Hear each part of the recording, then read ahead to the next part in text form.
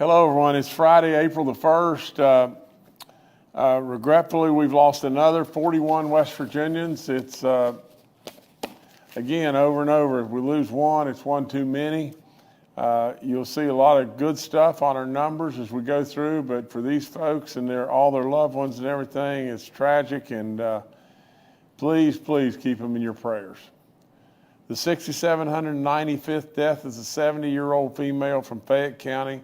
The 6,796th death, a 57-year-old male from Kanawha County. The 6,797th death, an 85-year-old female from Wood County. The 6,798th death, a 78-year-old female from Upshur County. The 6,799th death, a 74-year-old male from Kanawha County. The 6,800th death in West Virginia, a 64-year-old male from Wyoming County. The 6,801st death, an 86-year-old male from Lincoln County. The 6,802nd death, an 84-year-old female from Barber County. The 6,803rd death, a 72-year-old female from Greenbrier County. The 6,804th death, a 51-year-old male from Wood County. The 6,805th death, a 69-year-old male from Kanawha County. The 6,806th death, an 85-year-old female from Jefferson County. The 6,807th death, a 63-year-old female from Barber County. The 6,808th death, an 84-year-old male from Gilmer County. The 6,809th death, an 84-year-old male from Monroe County. The 6,810th death, an 87-year-old male from Mingo County. The 6,811th death, an 83-year-old female from Taylor County. The 6,812th death, a 95-year-old male from Raleigh County. The 6,813th death, a 79-year-old female from Boone County. The 6,814th death, an 85-year-old female from Logan County. The 6,815th death, a 76-year-old female from Pleasants County. The 6,816th death, a 90-year-old male from Hancock County. The 6,817th death, an 84-year-old male from Pendleton County. The 6,818th death, a 37-year-old female, the 6,818th death, a 37-year-old male from Wood County. The 6,819th death, a 51-year-old female from Raleigh County. The 6,820th death, an 85-year-old female from Hancock County. The 6,821st death, a 97-year-old female from Fayette County. The 6,822nd death, a 66-year-old female from Monongalia County. The 6,823rd death, an 84-year-old male from Raleigh County. The 6,824th death, an 89-year-old male from Webster County. The 6,825th death, a 69-year-old male from Monongalia County. The 6,826th death, a 54-year-old male from Clay County. The 6,827th death, an 81-year-old female from Mercer County. The 6,828th death, a 78-year-old female from Wyoming County. The 6,829th death, a 91-year-old female from Berkeley County. This is really, really sad. A 6,830th death, a 32-year-old male from Harrison County. The 6,831st death, a 72-year-old male from Nicholas County. The 6,832nd death, an 80-year-old female from Mason County. The 6,833rd death, a 75-year-old male from Hardy County. The 6,834th death is an 89-year-old female from Berkeley County. And the 6,835th death in West Virginia is a 74-year-old male from Wetzel County. The good thing of the 41 today, 25 of them are reconciliations, so I do believe we're still really moving in the right direction, but please don't let these people become a number. That's all in the world I can say. Active cases today at 376. New cases today at 95. It's incredibly low compared to where we've been. Our daily percent positivity rate is at 1.21. Cumulative positive rate is at 8.22. Recovered cases are 490,653. There's 148 people hospitalized in West Virginia on COVID, and 42 in the ICU units, and 18 of them are on ventilators. Every county in the state's green. We've been that way a few days. We want to absolutely keep that up. Here's a real surefire way how you can keep it up. I want you to pay real close attention to this. Yesterday, the CDC expanded eligibility for all additional booster doses for certain individuals who may be at a higher risk of severe outcomes from COVID, and people over the age of 50 can now get an additional booster 4 months after their prior dose to increase their protection further. Now look, for crying out loud, if you have been vaccinated, fully vaccinated, 2 shots, got a booster shot, now if you're 4 months out from that and you're 50 years of age or older, or you are of the higher risk, a higher risk person, you really need to get this 4th shot. And that's all there is to it. If you haven't taken the booster shot, I don't think that's wise. I just don't think it's wise. And really and truly, if you don't get this shot and it's available to you, and run and get it right now, and you're 4 months out from your booster, that's not wise either. These vaccines are incredibly safe, and we know that. We know that. We're living proof of that. And absolutely, you just can't take a chance. You can't take a chance. I know we read 2 individuals that were in their 30s here. But besides that, overwhelmingly, everybody 60, 70, 80, 90 years old, overwhelmingly, if you're over 50, you ought to be going to get this shot. So,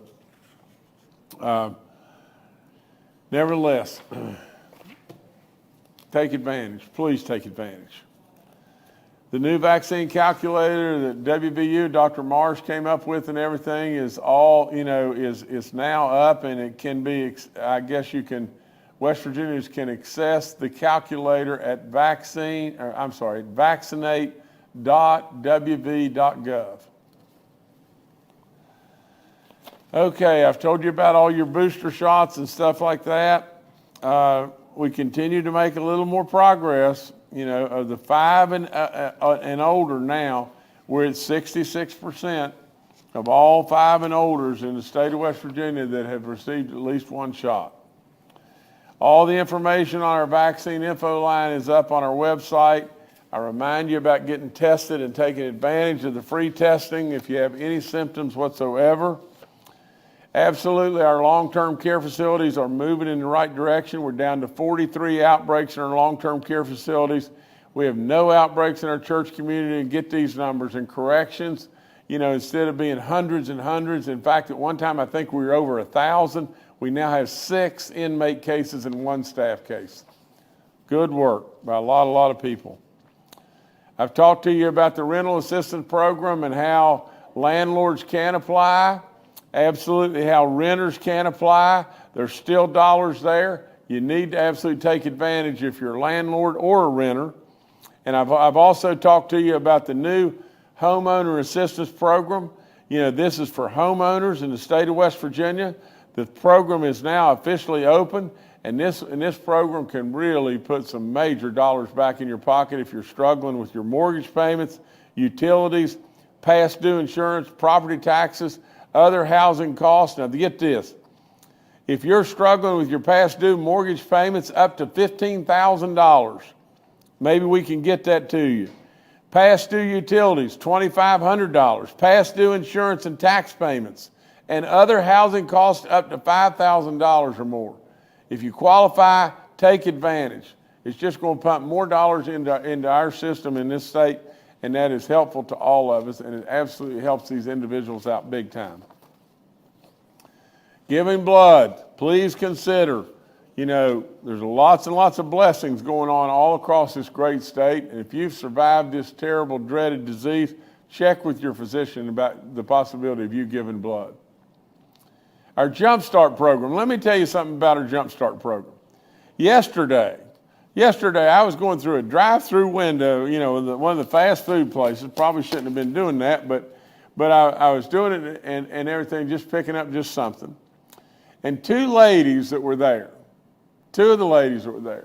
they said, do you know we've been back to work now? One of them for 6 weeks, and one of them had been back to work since October. And they're looking and they're hopeful of getting this $1,500 jumpstart check. They referenced that right off the get-go.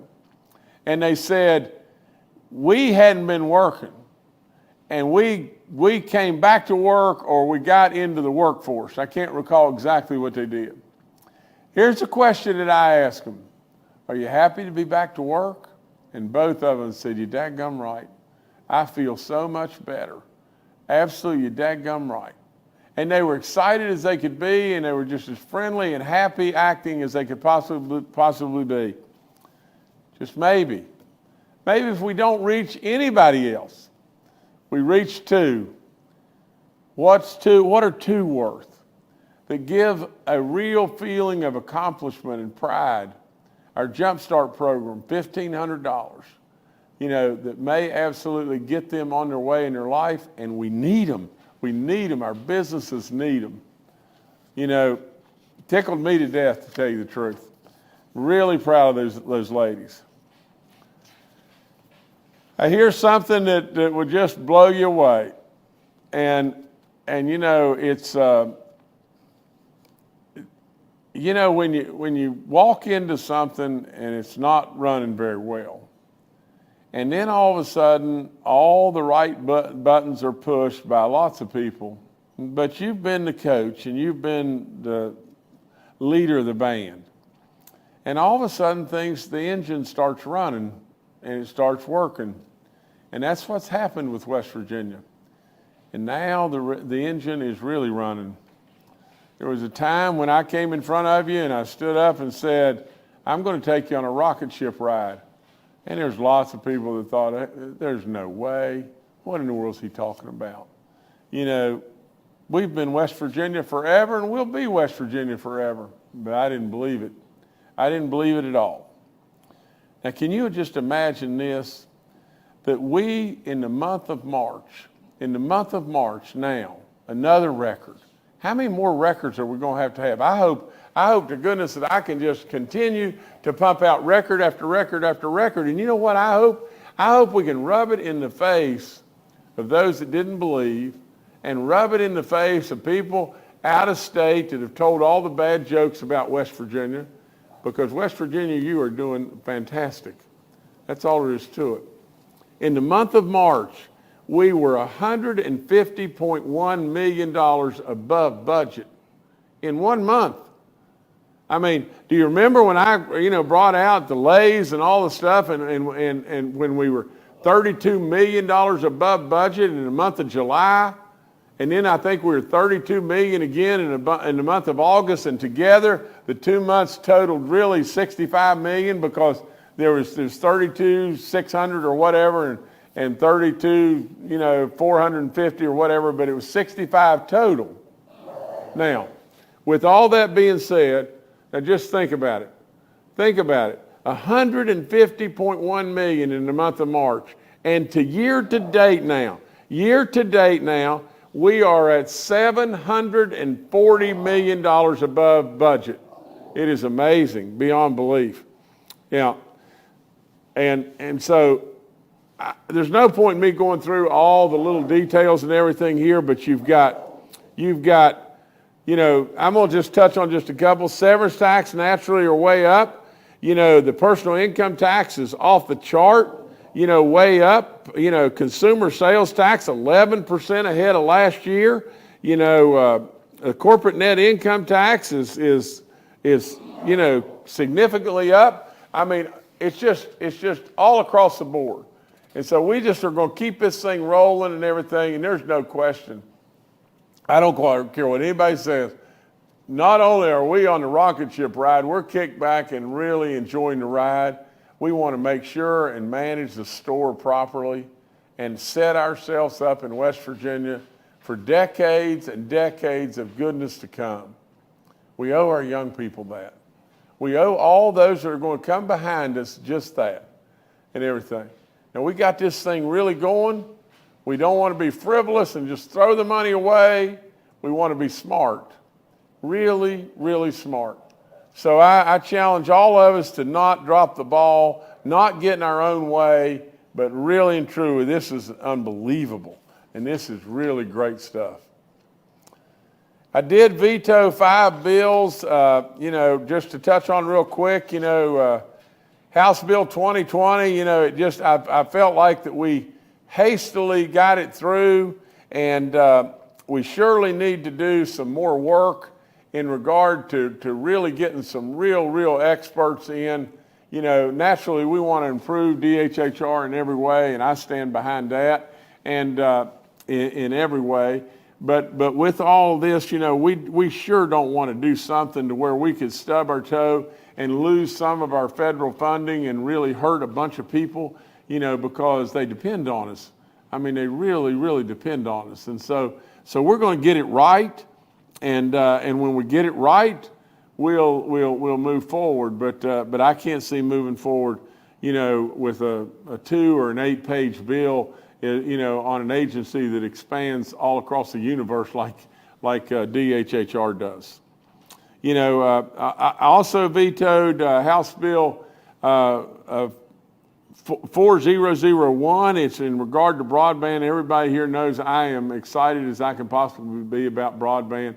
It is absolutely going to be our future in every way. It's just another one of our, highways that we need to work on in every direction. And with all of this, we'll get all this straightened out. We're going to get this straightened out in our special session that is coming up in about 30 days and everything. There's just some technical flaws in what we had, and we had really an uprising, from many of the business leaders, many of the providers that are going to be putting the broadband out and doing all the different stuff that said that this is a big time mistake, and we're going to really stub our toe.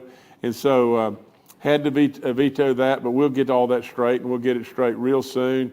Economic development will be working really hard with the legislative leadership, and we'll get everything right to where we can move forward in the correct way. There was 2 other bills, House Bill 2300 and Senate Bill 573. We vetoed purely because of technical issues and everything, and Senate Bill 729, which was intended to create a self-sustaining fund with the West Virginia Economic Development Authority. We also vetoed it because it had several technical errors as well, and we hope to revisit that immediately, and probably in a special session, and get this to where it just the rough edges are knocked off of it, and then we get it on through and everything, and it'll just be a better bill. From the standpoint of a judge that we were going with, it was Judge Nickerson, Donald A. Nickerson Jr., who I appointed, as one of the judges of the intermediate court and everything to the longest term and everything. We appreciate, his consideration and everything. He's decided to back away from that. I think, that when he got really into it and everything and looked at all the requirements and whatever like that, he decided that, it was in his best interest from a financial standpoint and other considerations. I'm sure that he decided to decline. I have formally now requested the West Virginia Judicial Vacancy Advisory Commission to reopen the application process and solicit new names, as well as, we still can consider the names that we already had. But we appreciate Donald Nickerson for his consideration, and we'll move forward on that. Okay, here's a wonderful announcement. The old Mylon plant, that WVU announced yesterday that WVU Innovation Corporation has officially taken ownership of the former Mylon plant. And, when Beatrice announced, that they were packing up and leaving, I thought it was shallow, and I think, thought it was just not good. Because we all know what they're doing. I mean, really and truly, they're going to go overseas. make the drugs. The drugs are probably going to be inferior to how they were, well, we know how they were made here and everything. Make them with cheap labor and ship them back here. And, you know, and we all know that, and it wasn't good. They did make a commitment that they would work with WVU, and so the two parties continued to work together, and so finally, you know, we're at a conclusion here on at least the buildings. And so WVU, I am very, very confident that with all the great stuff that's going on at WVU today, you know, that many, many good things are about to happen in those buildings, you know, and it's just a crying shame as to what happened, and you know, so we're going to keep doing what I said. I mean, all these problems are not simple. I mean, you just don't just boom and they get solved. You keep working it, and you just work it and work it and work it, and try to be as smart as you can possibly be about it. But we're knocking them down. We're knocking them down one right after another, and we appreciate WVU. We appreciate Beatrice, you know, still working with us and all this and everything. But according to the WVU announcement, discussions are already underway with potential tenants to lease space within the 1.1 million square foot facility. So all that's good. Good news, and we thank WVU in every way. Here's something that's really, really neat. Klockner is, you know, the manufacturing plant that they put in at Beaver, it's knocking it out of the park in every way, and all of a sudden now, it has been named their worldwide plant of the year for productivity. It's unbelievable. It is just unbelievable. You know, when people on the outside, I have said it 1,000 times, when people on the outside that thought we were the backward or the poor or a state that just had no hope of doing anything, when they get a taste of West Virginia, they'll see craftsmen, they'll see faith-based, good people, hard-working people, people that don't mind getting their hands dirty, and people absolutely that appreciate the opportunity that others bring when they come to this state. And bingo, there it is, right in front of you. The plant that we just announced, and you know, back in November of 2020, here they came. And literally in Beaver, West Virginia, that they've been named by Klockner as their worldwide plant of the year for productivity. Doesn't surprise me a bit. You know, now what they're going to do, they're going to expand more in West Virginia. Absolutely, it just keeps happening and happening, and I knew it would happen. I knew it all along. You know why I knew it? Because I believed in you. I believed in you with all my soul. I knew how good you were. I had seen you every day of my life, and without any question, you just keep making me proud.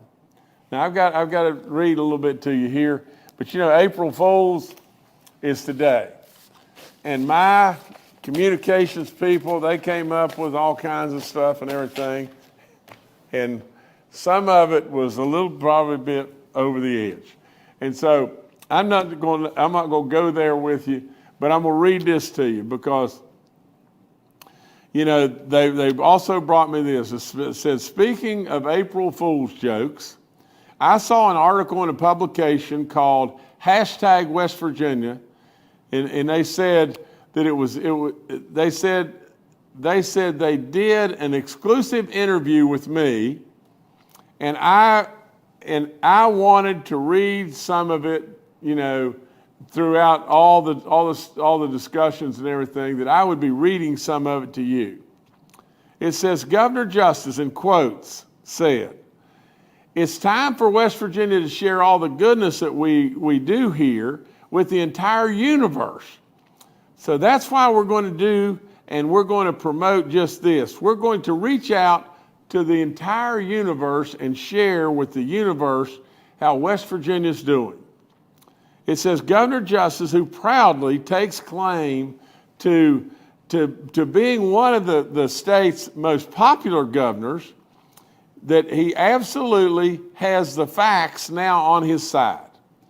He says, I'm proud of you, West Virginia. I'm proud of your effort. My dad would always have said, don't confuse effort with accomplishment. But we've accomplished a lot of greatness in West Virginia now. But now it's time to go even farther. So as your governor, I couldn't be more prouder than to tell you right now that we are sending Baby Dog into space. Now, this wasn't my writing or my people's writing. This was another individual's writing. It says, West Virginia's space program has been 100% funded by me under the project name Operation Wind Beneath My Wings. Gosh. Oh my, I'll probably get in trouble on that one.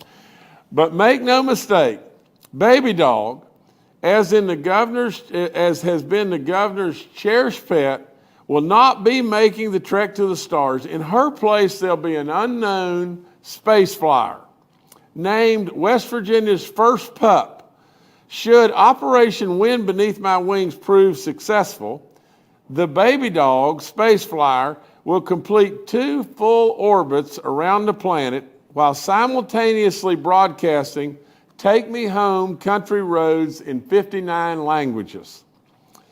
When asked why the flesh and blood Baby Dog would not be on board instead of the space flyer in her place, Governor Justice replied that if Baby Dog would have gone and I would have put her up into space, Kathy would have killed me. But I hope you had a little bit of humor from that and everything, and don't get too carried away with April Fool's Day. But I tell you, West Virginia, I'm really proud. You're doing really good. Just keep it up. Everybody just keep pulling the rope together. We're going to make this happen in every way. We're going to run across the finish line together. We're not going to run across the finish line just as Republicans or just as Democrats or independents. We're not going to run across the finish line, black, white, rich, poor, union, non-union. We're going to run across the finish line as West Virginians. And so just keep it up. And more than anything, please keep all those folks that we've lost in this terrible pandemic in your prayers, and get your booster shots. Get your shots. The vaccines are safe. Get your shots. Thank you so much.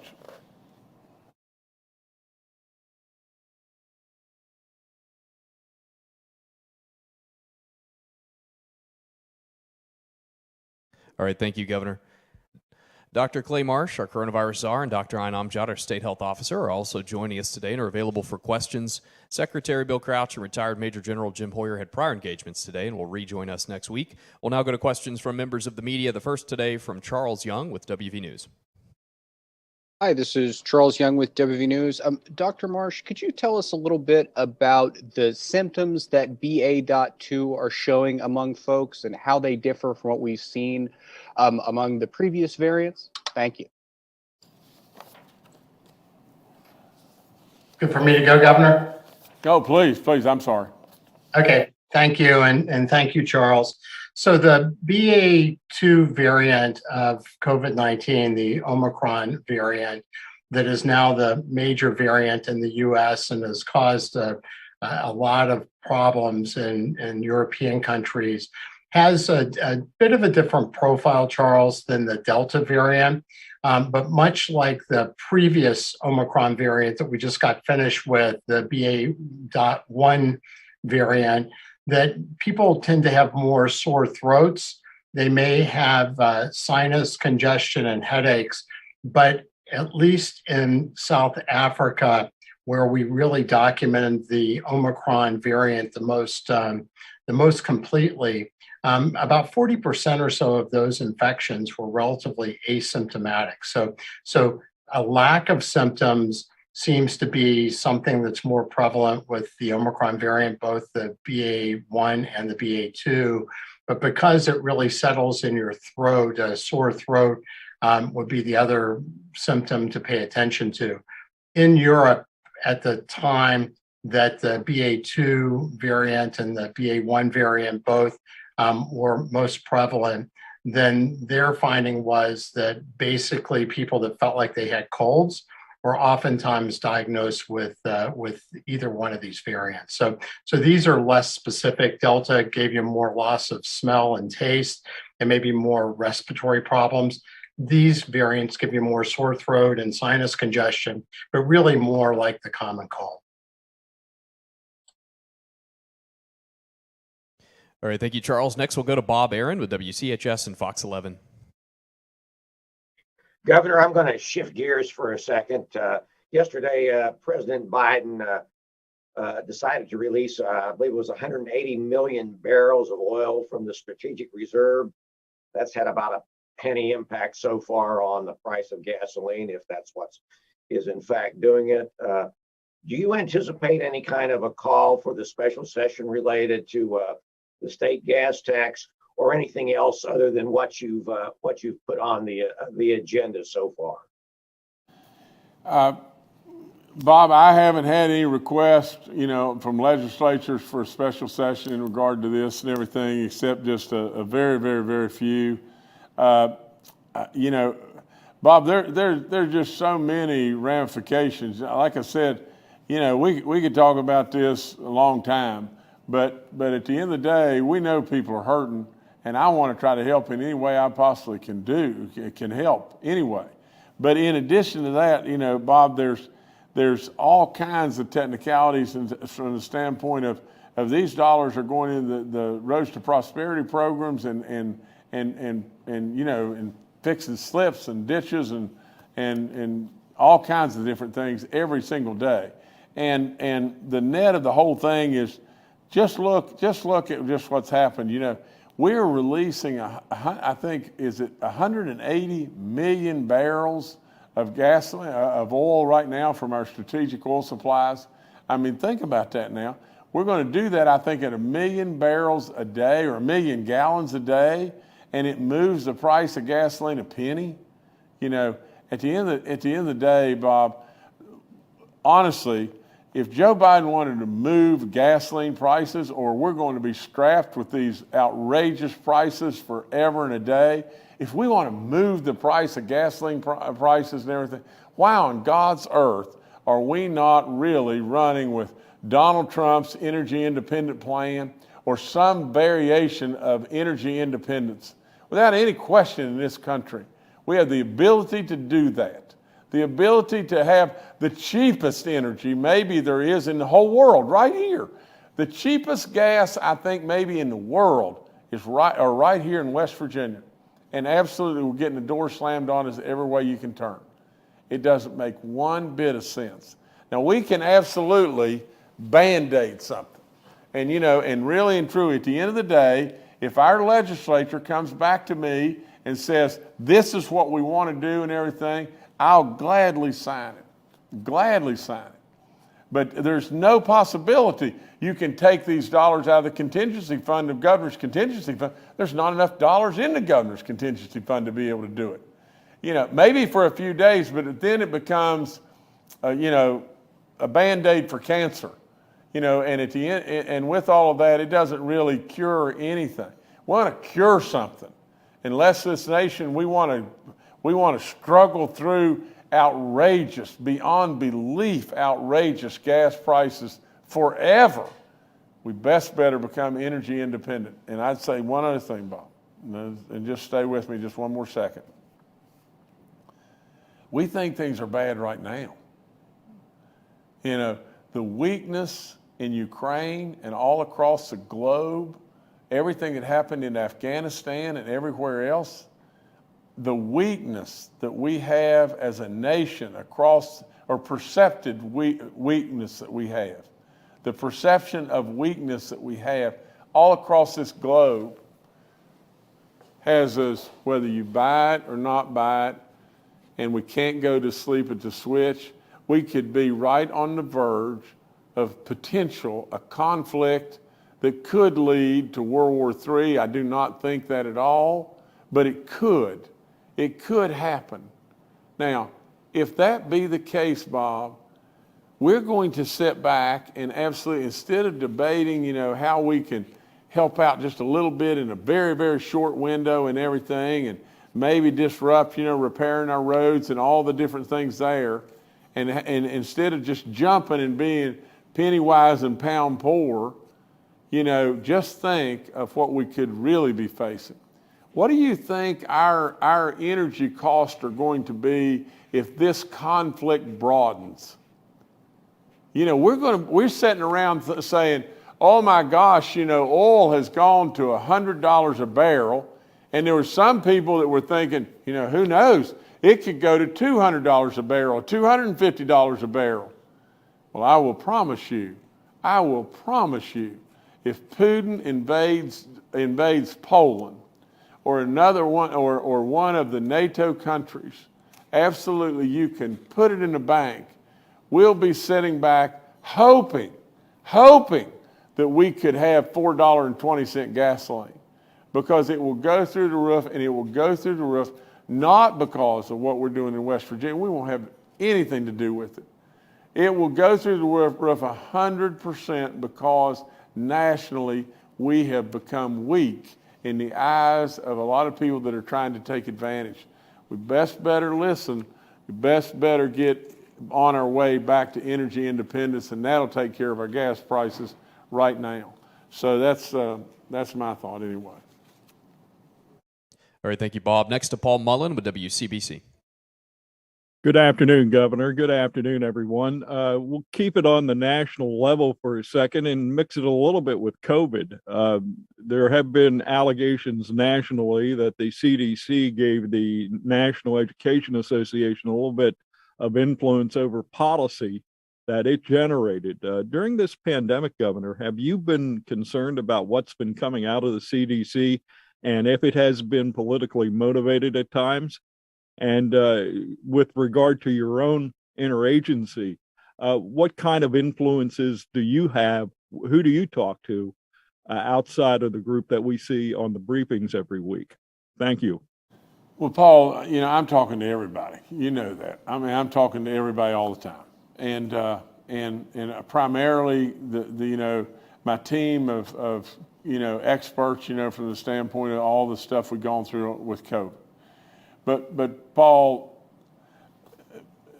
you see what's going on in D.C. I mean, you see it. I mean, for crying out loud, it's terrible.